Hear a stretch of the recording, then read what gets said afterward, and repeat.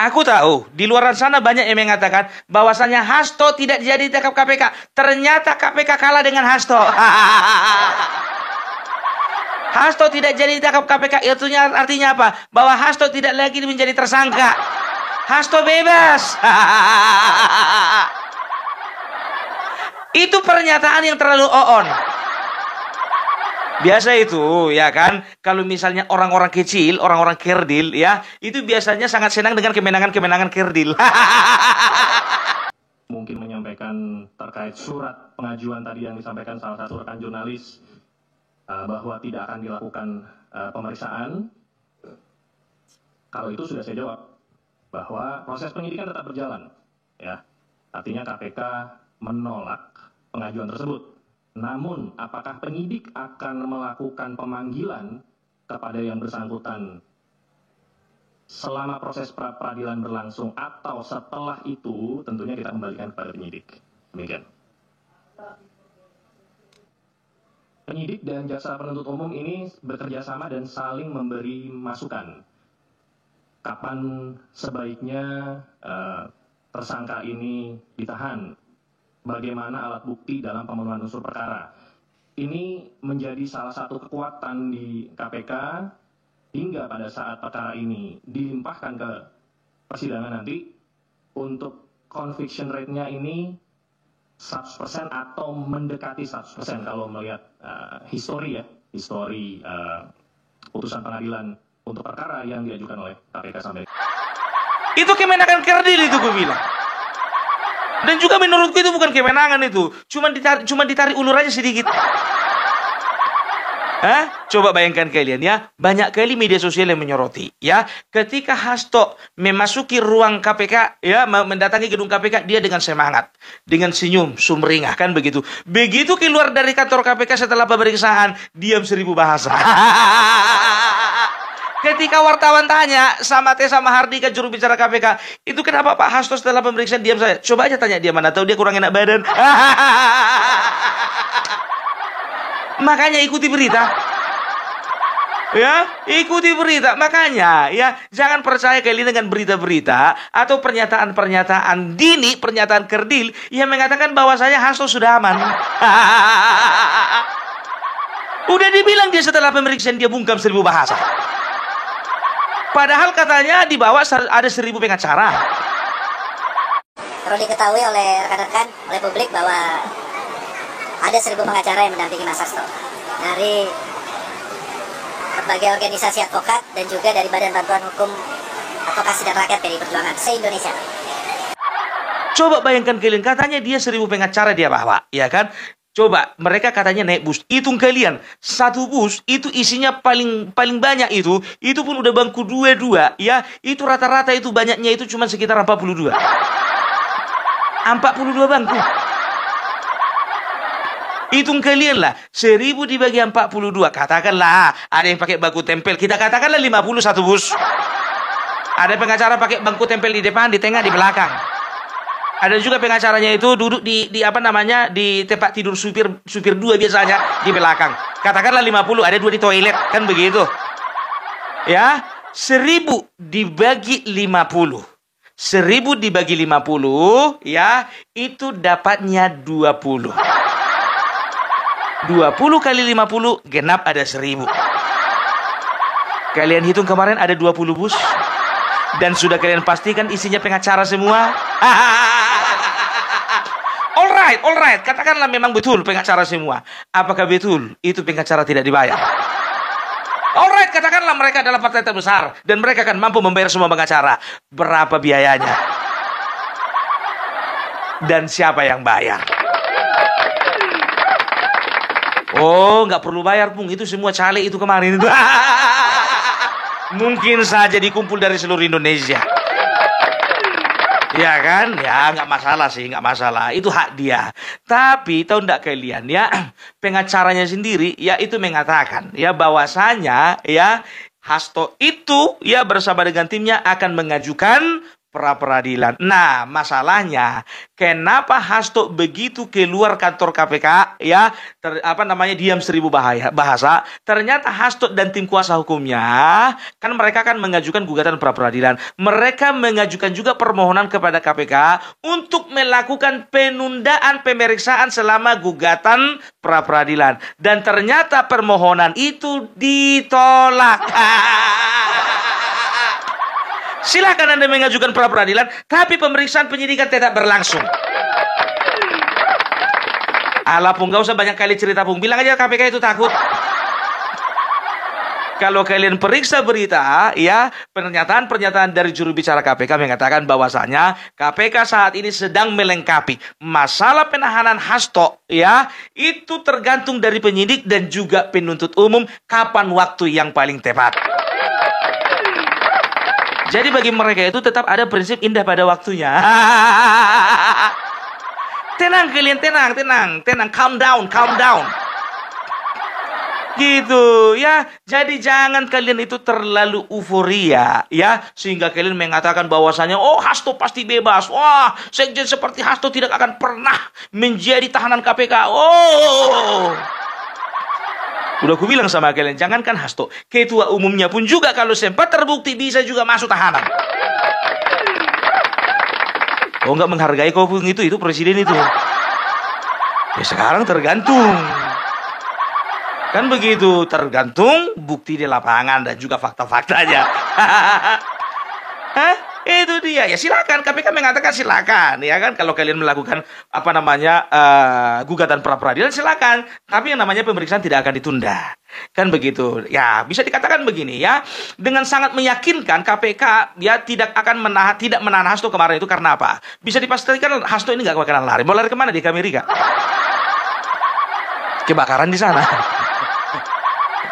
Bukan itu sih masalahnya, terlanjur dicekal. Sudah tidak bisa lagi kemana-mana. Dia itu cuma bisa joget-joget kemarin ya, waktu acara hari ulang tahunnya itu joget-joget begini-gini dia. Itu cuma di dalam negeri, nggak bisa lagi di luar negeri gini-gini dia. Ya, itu dia. Jadi jangan, kadang-kadang kita itu ketika membaca berita, mendengarkan informasi, ya itu tidak utuh, separuh-separuh, ya. Ingat ini ku bilang sama kalian, buzzer-buzzernya PDIP, buzzer-buzzernya Hasto, buzzer-buzzer mereka, itu akan menyerukan bagaimana KPK lemah, tidak berani melawan Hasto. KPK cenderung lemah, tidak mau tidak mampu untuk menahan Hasto, ya. KPK di sini posisinya sangat lemah, ya, tidak berani dengan PDIP, takut dengan gertakan Megawati. Ya, itu akan mereka dengung-dengungkan, mereka akan gaung-gaungkan itu, ya kan? Tapi itu percuma. Banyak yang masuk ke videonya Opung Parabella komentar seperti itu. Ku bilang sama kalian 1000 alasan, 1000 alibi yang mau kalian sampaikan sama Opung Parabella gak akan pengaruh sama aku. Kalian kira aku malu? Sama kayak kemarin itu, Hasto ya akan ditetapkan jadi tersangka. Aku bilang Hasto pasti ditetapkan jadi tersangka. Banyaklah pendukung-pendukungnya mengatakan, banyak kali ceritamu, nggak akan mungkin berani Hasto, nggak akan mungkin berani KPK menetapkan Hasto jadi tersangka. Rupanya terbukti. Ada pula kemarin itu video, ya kan, lagi joget-joget dia, lagi lari-lari dia, dikatakan, Hasto ternyata batal menjadi tersangka. Dari mana ilmunya? Seseorang kalau sudah ditetapkan jadi tersangka, ya, dia itu akan bebas kalau memang dia itu melalui proses persidangan. Nah, ini kasusnya belum dilimpahkan ke persidangan. Kayak mana dia status tersangkanya lepas? Dan ingat ya, proses pra-peradilan itu bukan proses di mana predikat tersangka seseorang itu bisa lepas. Bukan.